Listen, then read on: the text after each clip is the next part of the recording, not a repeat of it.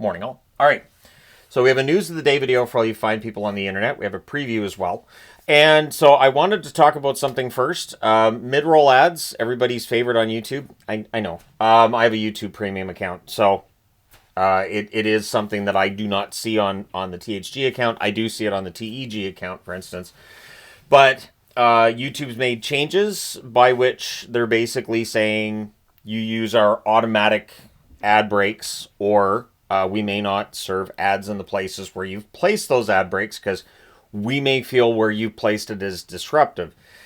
Now, I've had issues with where they place them when they're automatic. They tend to put more ads into videos. And I know it doesn't serve to everybody every ad and all that, but I still didn't like it. I'm like, that's way too many ad breaks in a video.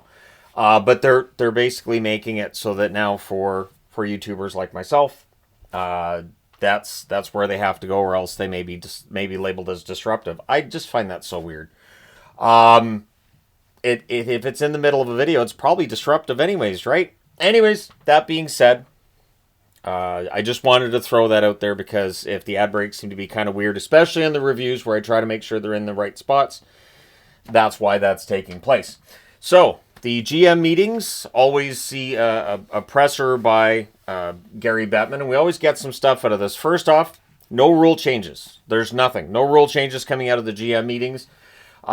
Means that they think things are going the right way. And for people who aren't happy with goalie interference, you won't be happy to know the GMs feel like it's headed in the right direction. It's getting easier to understand what is or isn't goalie interference. Which, I agree with that statement, but I know there's others that don't agree with that statement. So that's where we're at. Also, no change to the overtime format. That's been a discussion point since Four Nations. Gary Bettman saying that due to ice conditions and time and everything, he's not intending to make any changes to overtime. We'll talk about the playoff format too, because people really get hung up on the playoff format. And honestly, we almost have the exact same playoff format we had before the divisional one, but we'll get there. So, this is kind of a funny quote, and it was Chris Johnston that actually sent this out on social media.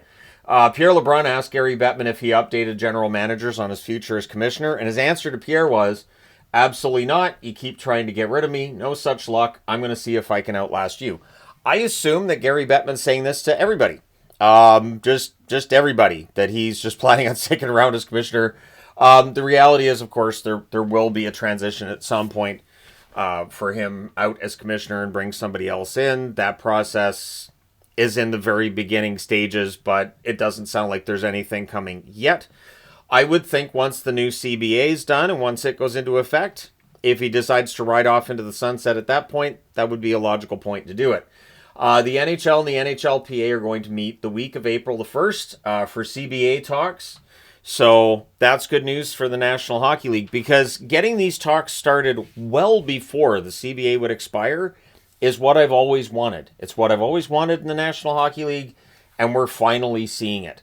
So for the NHL, they're going to try to get the CBA done. The plan has been to announce a new CBA when they do the presser for the Stanley Cup Final. We always have Gary Bettman at a presser before the Stanley Cup Final. If he could announce a brand new CBA, he'd be quite happy.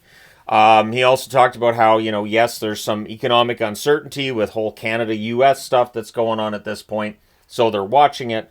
The projections for the next few years for the salary cap could be impacted. They don't really know yet. But it is something they're keeping their eye on. And what else is he going to... there's not really anything else he can say about that at this point. Next season starts on October 7th, so it's not as early as the following season could end up being, I guess, but October 7th is the start of the coming season, and it's going to be a long season, which is why I'm completely befuddled as to why they're having an all-star game at all. I honestly look at next year and I go, okay, they're going to the Olympics. They're having an all-star game before the Olympics, right before the Olympics. So it's going to be a 3-week close down in the National Hockey League at least. And they don't know, they know they can't have a standard game. They know Four Nations has raised the bar. Well, yeah, so they want to have something else. But I mean, you don't want to bring all these all-stars together and watch them get hurt just before they go over to the Olympics. So, I mean, the one thing about an all-star game is you never worry about somebody going to an all-star game and getting hurt. Never happens. So I'm not sure how they're going to raise the stakes, raise the intensity, without raising the possibility. Just imagine worst case scenario at some all-star shindig they're throwing together. Connor McDavid gets hurt. And so he can't go over and play in the Olympics for Canada. Like, it just, yeah, it's that kind of thing that just would drive. And then if somebody gets hurt, not only can they not go to the Olympics, but then they're not able to play when the NHL comes back for the regular season. It's just a potential disaster. So the NHL has to be careful. I think you have the skills competition, and then just something fun and send them off to the Olympics. I don't think they need to raise the bar this coming year, because the Olympics are coming. Whatever they do, it's just going to be seen as, this is fun. The Olympics are starting now, right? All right. Let me know your thoughts. So that's going on. No rule changes. October 7th start to the season. Still an 82-game schedule for this coming season. I'm sure we'll get to an 84-game schedule at some point, just not yet. Jacob Markstrom is set to start tomorrow for the New Jersey Devils against Calgary. Jake Allen starts against the Sens. I'm throwing this on the board for one simple reason. Markstrom gets the team that I think is the easier of the two in Calgary. Jake Allen's been playing extremely well since the Four Nations break. I actually think he's kind of taken over as the starter in New Jersey. And I honestly, that would be the right call. Markstrom's been struggling since he came back from injury.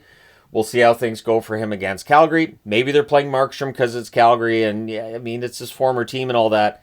But I honestly think that Jake Allen right now is the better of the two goaltenders in New Jersey.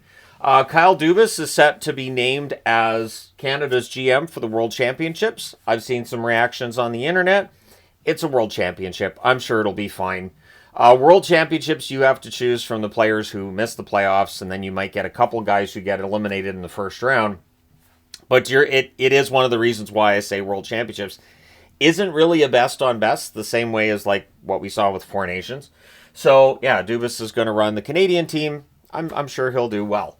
The Montreal Canadiens have extended Lucas Condotta. It is a 2-year extension for him. I haven't seen the financials yet. I'm assuming it's two-way, and I'm assuming it's NHL League salary minimum of $775,000. It's a depth move by the Montreal Canadiens. Jim Montgomery, and he's also clarified this a little bit. He expects Parayko to return prior to the 6-week timeline for his injury because he knows the work ethic that Parayko has, the work he's been putting in.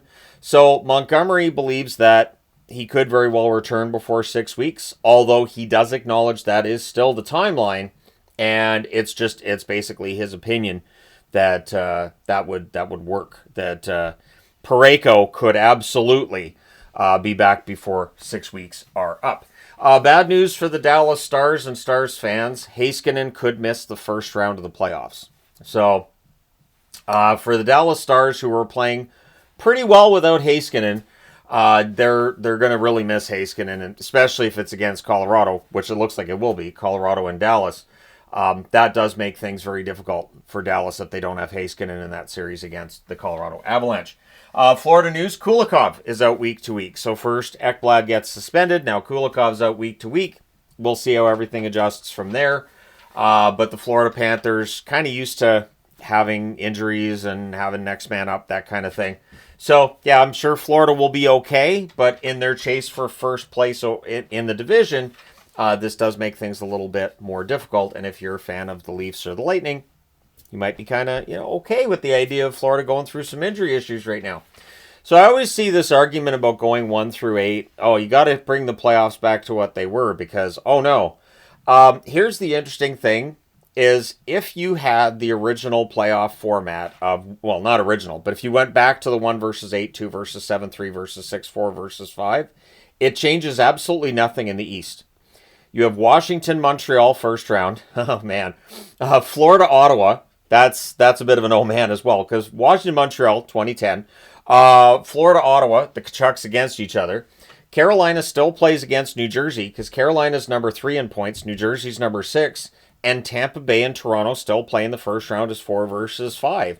4 versus 5 always is a matchup between two pretty good teams. So when we had 1 versus 8, you still had a matchup in the first round where people are like, well, it's a shame somebody's going to be out.